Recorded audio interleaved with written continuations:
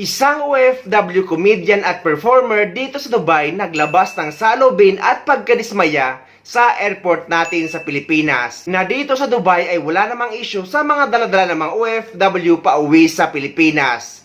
Pero pagdating sa NAIA ay marami ng bawal at binubuksan pa nila ang maleta ng mga OFW. At ang worst ay ninanakawan pa nila. Hay nako, may OFW uuwi ng Pilipinas na scan na yung bagahe dito sa ibang bansa like Dubai. Sa pagdating ng Pilipinas, i-scan ang dami daw bawal, kaya kailangan kunin. Bakit ganon? Mas mahigpit naman dito sa Dubai Sa pagdating sa Pilipinas, bawal. Eh di sana dito pa lang sa Dubai, bawal na yan. Bakit ba din sa Pilipinas, doon pala nagiging bawal? Kung hindi man ganon ang senaryo, meron naman, pagkuha namin ng maleta, pagbukas ng maleta, nakakuha na kayo. Mas nauna pa kayong nakakuha ng pasalubong kasi sa pamilya namin. Kulang-kulang na yung laman ng maleta. Tapos hindi na alam kung kanino hanapin!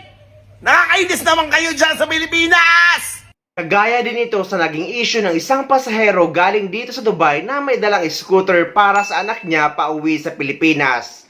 At dineclare niya ito sa pag-check-in niya at ang kwento nga dito ay inalis niya ang battery ng scooter at dinala niya sa hand carry. At nagbayad pa siya ng extra para ma-check-in ito sa Cebu Pacific at pinayagan naman siya ng Cebu Pacific. Pero pagdating sa Pilipinas ay karton na lang ang natira. Niyaran pa ng extra mga hayop. Papayagan niya sa Cebu Pacific. Ina.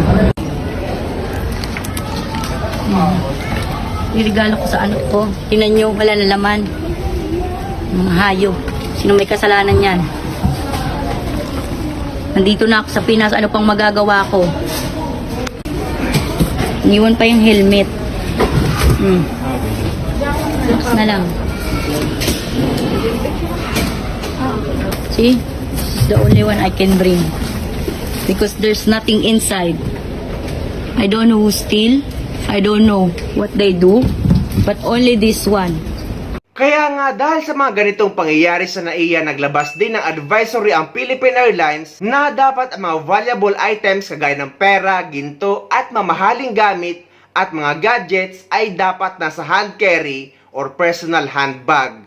Wag na wag nyo itong ilalagay sa check-in baggage para hindi ito mawala at para ma-retain daw in your personal custody ayon sa Philippine Airlines. Kabaliktara naman ito sa naranasan ng isang artista na nawala ng mamamahaling gadgets na nailagay niya sa check-in baggage. Siguro in terms of this incident, sana magkaroon po ng proactive na action yung ating airport on how to address these matters. Kasi opo, nangyari po sa amin, swerte po kami dahil it can easily be cascaded because we're celebrities, kahit pa paano may influence po, pero paano po yung iba? Paano po yung iba na... Actually, when I posted, I saw a lot of, I saw a lot of stories na, kumbaga, na may mga pinagdaanan din silang ganon na... Pero hindi na actionan. So, siguro yun, kami, I'd like to say na, yun nga po, na we're thankful na mabilis naka-action, pero sana hindi siya limited sa mga taong kilala. Sana mas maraming maka-experience ng agarang serbisyo. Yes, yun po talaga. Tama, I think tama. we need to be proactive. We need to take this as a point of action of our authorities sa NAIA na pag may ganito pong incident na nakawan yung bag mo mismo, how do they get in touch with that airport and ano yung protocols nila? Kung halimbawa man po na merong tamang at legal na may formal process po talagang, for example, yun nga, the laptop is deemed to be dangerous siya.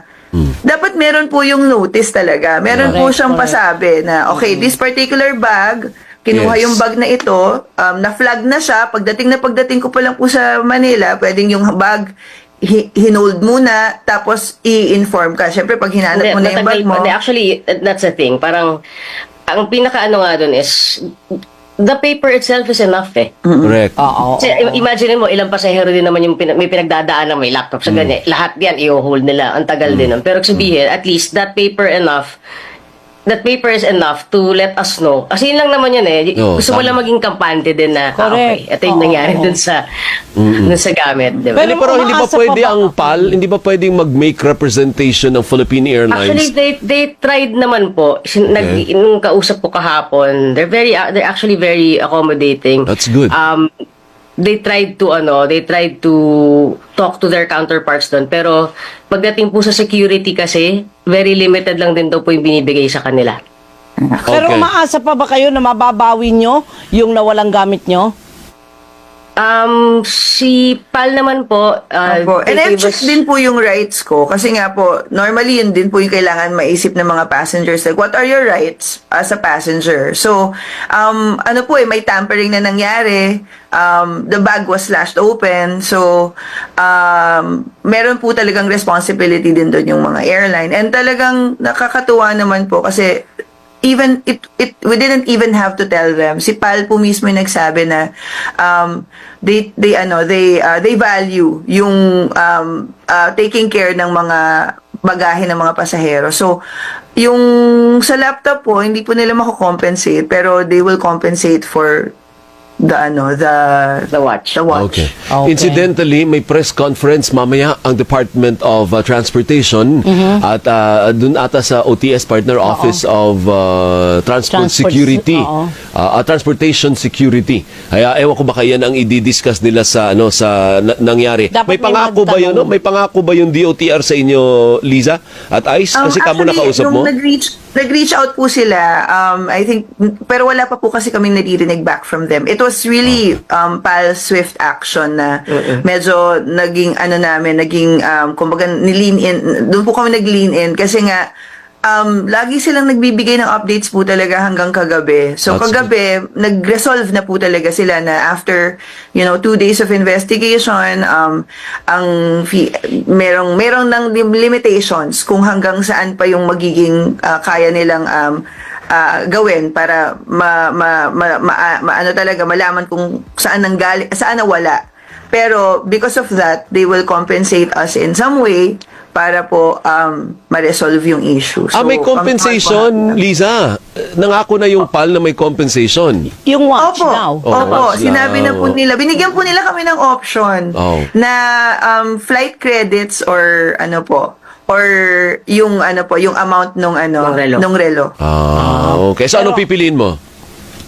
Siyempre yung relo. Opo kasi masalubong ko po talaga. Oo Mas mataas yung value ng naman. credit na flight. Oo. Pinapangarap ko na eh. Oo. Patingin nga ng relo mo. Mukhang maganda naman yun. Hindi mo na kailangan ng Apple Watch. Katulang po eh. At tatula. Sige, maraming sana mabalik. salamat. Oo Sana nga, mabalik. sana mabalik. At sana maaksyonan po ng gobyerno kung dito man mangyari. Dahil nakakahiya po, Sobra. Diyos mio. Worst airport na nga po tayo. Madadagdagan pa ng ganyan. Anak ng Sus Mario. Thank you, Ice. Maraming salamat, salamat Liza. sa inyo. Thank you. Salamat po sa inyo. Good luck. Thank you. Ito nga yung sobrang nakakaasar sa NAIA dahil hanggang ngayon ay may mga nakawan pa rin ng mga laman ng maleta ng mga pasahero.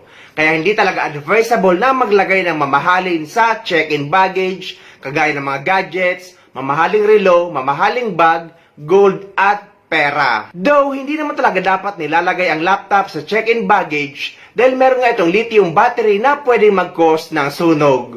So, dapat nakalagay ito sa inyong hand carry or laptop bag. So, ang lesson ngayon guys, wag na wag kayong maglalagay ng mamahaling bagay sa inyong check-in baggage dahil mainit ito sa mata at nakikita nila ito sa screening at pwede nila itong nakawin.